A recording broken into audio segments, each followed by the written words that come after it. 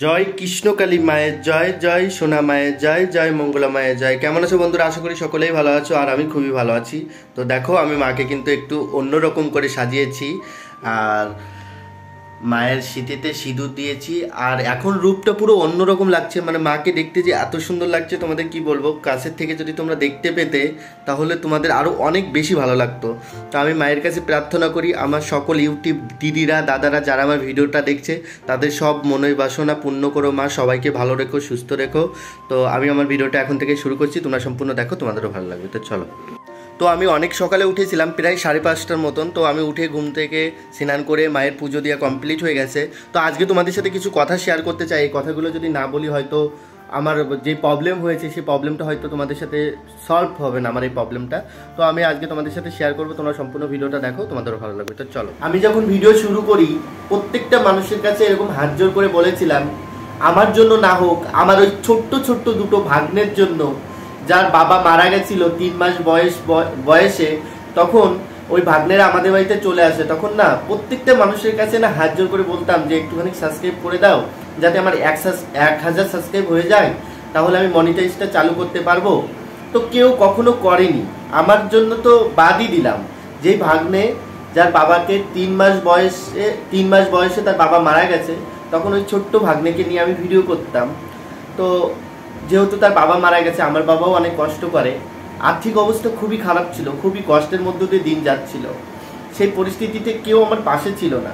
আজকে যখন আমার এটা গর্ব, বা এটা আমার কিন্তু অহংকার না, বা আমি কিন্তু কারোর প্রতি অহংকার করে কথা বলছি না। এখন আমার 25,000 সাবস্ক্রাইব কমপ্লিট হয়েছে তোমাদের আশীর্বাদে, তোমাদের ভালোবাসায় আর মায়ের দয়ায়। তো যেই সব মানুষগুলো আমার পাশে কোনোদিন দাঁড়ায়নি, সেই সব মানুষ আমাকে এখন বলে যে ভাই কত টাকা পাচ্ছিস, আমাদেরকে খাওয়াবি না, তুই নাকি মাসে লাখ লাখ টাকা করে ইনকাম করিস, মানে এরকম।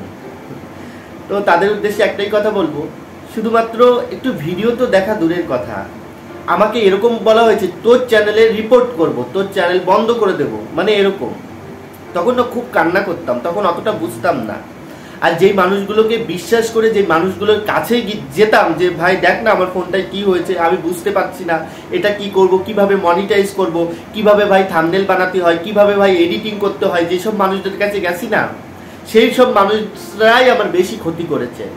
অ্যাকচুয়ালি কি বলতো, পড়াশুনো সেইভাবে করতে পারিনি হয়তো, বাট আমি যেই সব মানুষ আমার ক্ষতি করবে, ক্ষতিগ্রস্ত হব যেই সব মানুষের কাছে গিলে, সেই সব মানুষরাই আমার বেশি ক্ষতি করেছে।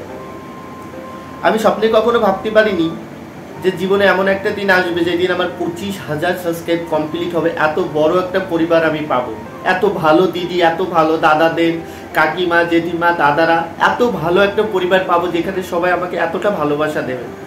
আমি যেই ভিডিওই করি না কেন, দেখবে প্রত্যেকটা ভিডিওই আমি কিন্তু অনেকটাই পরিশ্রম করে ভিডিও করি।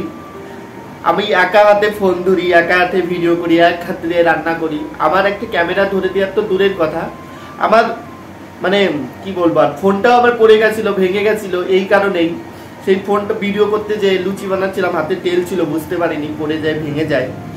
তো সেই পরিস্থিতির মধ্যে যে আমি কি অবস্থা ছিল আমি তোমাদের বলে বোঝাতে পারবো না। সব কিছু পার করে, কথা আছে না, ভগবান যা করে সবার মঙ্গলের জন্য করে।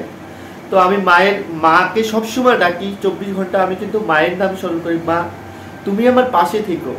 আমার ইউটিউব প্ল্যাটফর্মে যত দিদিরা দাদারা আছে সবার কাছে আমি হাত জোর করে বলছি, সবাই আমার পাশে থেকো। আমি সবসময় যেন এটা করতাম। তো আমার ইউটিউবে একটা প্রবলেম হয়েছে, যে কারণে আমি ভিডিওটা করছি। আমি দীর্ঘ 3 বছর ধরে ভিডিও করেও ইউটিউব থেকে ফার্স্ট পেমেন্ট পেয়েছিলাম একবার। তো সেই পেমেন্টের সময় আমি তখন প্রথম তো বুঝতে পারতাম না। তো আমি ইউটিউব দেখতাম, প্রচুর পরিমাণে ইউটিউব দেখে কিভাবে কি করতে হবে সেগুলো সেটিং করতাম, সেগুলোই করতাম। তো আমার $100 হয়েছিল, তখন আমি ইউটিউব থেকে টাকা পেয়েছিলাম। তো এই একবারই পেয়েছিলাম। তখন আমার ভিডিও একটু ভাইরাল হয়েছিল, আমার ভাগ্নেদের নিয়ে যখন ভিডিও করেছিলাম। অনেক মানুষ আমার ভিডিওগুলো দেখতো, ছোট্ট ভাগ্নেকে নিয়ে যখন ভিডিও করতাম সবার খারাপ লাগতো, সবাই আমাকে অনেক ভালোবাসা দিয়েছে, দেখতো। তো সেই পেমেন্ট পেয়েছিলাম, তারপরে কিন্তু আর কোনো রকম পেমেন্ট পাইনি। আর আমি এই যে সবাই বলে না, আমি যে মায়ের পুজোর জন্য কিছু চাইছিলাম, সবার কাছে হেল্প চাইছিলাম, তো সেখানে আমার অনেক ছোট বড় কথা শুনে উল্টো পাল্টা A to Z অনেক কিছু।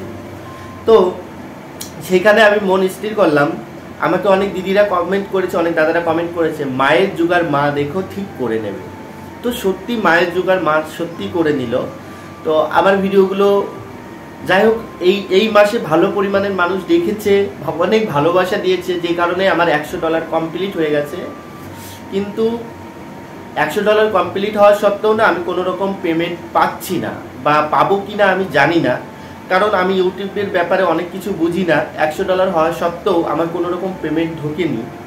তোমরা যদি কেউ জেনে থাকো যে ইউটিউবে পেমেন্ট কত তারিখে ঢোকে, কারণ আমি ঠাকুর বায়না দিতে যাব, সেই ঠাকুর বায়না দিতে পারছি না, কারণ আমার পুজো চলে আসছে, মায়ের পুজো আর বেশি দেরি নেই। আর যেহেতু বলেছিলাম যে পাথরের কালী ঠাকুর বানাবো, তো পুজো আমার কিন্তু খুব বেশি দেরি নেই, আমার কিন্তু তাড়াতাড়ি করে ঠাকুরগুলো তাড়াতাড়ি কমপ্লিট করতে হবে, কারণ মায়ের পুজো চলে আসছে। আর এই কারণে আমি তাড়াতাড়ি ভাবছিলাম যে কোন মাসে পেমেন্ট পাবো, যেই মাসে পেমেন্ট পাবো, কারণ ঠাকুর অর্ডার দিতে গেলেও কিছু অ্যাডভান্স না করলে কিন্তু ঠাকুর আমাকে দেবে না, যে কারণে খুব চিন্তার মধ্যে ছিলাম। তো তোমরা সকলে বলো যারা ইউটিউব পেমেন্ট পেয়েছো, ইউটিউব পেমেন্ট কত তারিখে মানে কি মাসে ঢোকে, আমাকে এটা তোমরা নিশ্চয়ই কমেন্ট করে জানো। ঠাকুর অর্ডার করার জন্য আমার তো প্রথমে পেমেন্ট দিতেই হবে, কারণ অ্যাডভান্স কিছু না করলে কিন্তু আমাকে ঠাকুর দেবে না, মানে অর্ডার দেওয়া যাবে না। তো এই কারণে আমার ইউটিউব পেমেন্ট কত তারিখে ঢোকে আমি জানি না। তো $100 আমার কমপ্লিট হয়ে গেছে, এখন পেমেন্টের জন্য অপেক্ষা করছি। টাকা পেলেই আমি ঠাকুরটা অর্ডার দিয়ে আসবো। আর কারো কাছে কোনো রকম হেল্প চাই না। যেসব দাদারা আমাকে হেল্প করতে চাইছিল, যেসব দিদিরা আমাকে হেল্প করতে চাইছিল, তাদের কাছে একটাই অনুরোধ করব, সমাজে না অনেক মানুষ আছে যারা না নিজে খাবে না আর লোককেও খেতে দেবে না। অনেক খাবার, অনেক ভালো মন্দ, অনেক মাছ মাংস সব নষ্ট করে, সেগুলো ফেলে দেয়। কিন্তু অনেক সাধারণ মানুষ থাকে, যেসব মানুষগুলো না এক মুঠো খেতে পায় না, সেই সব মানুষদের এরা সাহায্য করবে না। এরা শুধুমাত্র নিজেদের ভালো, নিজেদের খাওয়া, নিজেদের পোশাক, সবসময় জন্য নিজেদের কথাই ভেবে গেল। আর আমাদের মতন অতি সাধারণ মানুষ যখন কারো কাছে হাত পাতে বা কারো কাছে কিছু চাই, আমাদের একটু সাহায্য করো। 10টা টাকা দিতে তাদের এতটা কষ্ট হয়, তারা বিরুদ্ধে ভিডিও করে দেয়, দেখো এটা করছে, ভন্ড বানিয়ে দেয় তাকে। সত্যি কথা বলতে কি, আজকে যদি তুমি ঠাকুরের নামে কিছু দাও, সেটা তোমার খাতায় জমা হবে। পৃথিবীতে আমি এই কথাটা বলছি, আমার বলাটা ঠিক হবে কিনা জানি না, তবু বলছি, এক গ্রামে একটা বড়লোক আর একটা গরিব মানুষ থাকতো। তো বড়লোক প্রতিদিন যদি কেউ ভিক্ষা করতে আসতো না, তখন টাকা দিত, চাল দিত না। আর গরিব মানুষটার তো টাকা নেই, এক মুঠো হলেও চাল দিত। তো বড়লোক মানুষটা যখন মারা যায় আর গরিব মানুষটাও মারা যাওয়ার পরে স্বর্গে যায়, দুইজনে যেহেতু পুণ্য করেছে, টাকা পয়সা দিয়ে দুইজনে পুণ্য করেছে, তখন ওই গরিব মানুষটা খুব খিদে লেগেছে, তখন বলছে যে আমার না খুব খিদে লেগেছে। তখন স্বর্গ থেকে অপ্সরারা মানে এত এত খাবার এনে, ভালো মন্দ এনে তাকে দিয়েছে, কারণ সে চাল দিত, টাকা দিত না। আর যে টাকা দিয়েছিল তার খুব খিদে লেগেছে, তো সে তখন অপ্সরাদের বলছে যে তোমরা আমাকে কিছু খেতে দাও। তখন এক বস্তা সোনার কয়েল টাকা এনে তার কেসে ঢেলে দিল, তুমি এগুলো খাও। বলছে এটা কি খাওয়া যায়? বলছে তুমি তো মত্তলোকে যখন ছিলে তখন তো তুমি সবাইকে টাকা দিতে, তুমি তো এক মুঠো চাল কখনো কাউকে দাও। তো হিসাব করে দেখো, মানুষ যে যতটুকু করবে বা যে যতটুকু যাকে দেবে, তার কিন্তু সেই পরিমাণের খাতা। আজকে যদি তুমি 1 টাকা আমাকে দাও, এই 1 টাকা তোমার খাতায় জমা হচ্ছে, আর আমি কিন্তু দিনা হচ্ছি। তো আর আমি এটুকু মনে করি, কখনো কারো ক্ষতি চাই না, যতটুকু আছে ততটুকুর মধ্যেই চলতে থাকে। কিন্তু পরিস্থিতি এরকম হয়েছিল না যে বাধ্য হয়ে আমি তোমাদের কাছে হাত পেতেছিলাম। আজ আমার চোখটা খুলে গিয়েছে, আজ আমি বুঝতে পেরেছি যে নিজে কিছু করে দেখাতে হবে, নিজে কিছু করব, ঠিক আছে?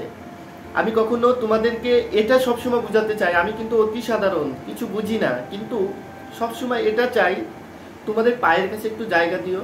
আমি অতটা বুঝি না, অতটা মানে চালাক চতুর না, বা মানুষ যেমন বুদ্ধি নিয়ে কথা বলে বা মানুষের যেমন ট্যালেন্ট আছে মানুষের মধ্যে, আমার মধ্যে এরকম কিছু না, একটা সাদা মাথা বলতে পারো ওরকমই। তো অনেক লোক বলছিল এই জামা পরেই ভিডিও করছে বারবার।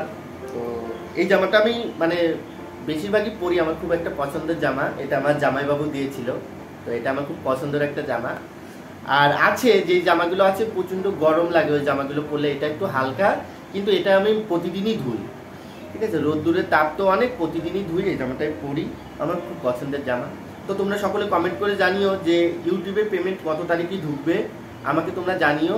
টাকাটা পেলেই কিন্তু আমি ঠাকুর বায়না দিতে যাব। তো এর থেকে বেশি আর কিছু বড় করলাম না ভিডিওটা। সবাই ভালো থাকো, সুস্থ থাকো। আজকে আমার ভিডিওটাই শেষ করলাম। Bye bye. জয় কৃষ্ণ কালী মায়ের জয়, জয় সোনা মায়ের জয়, জয় মঙ্গলা মায়ের।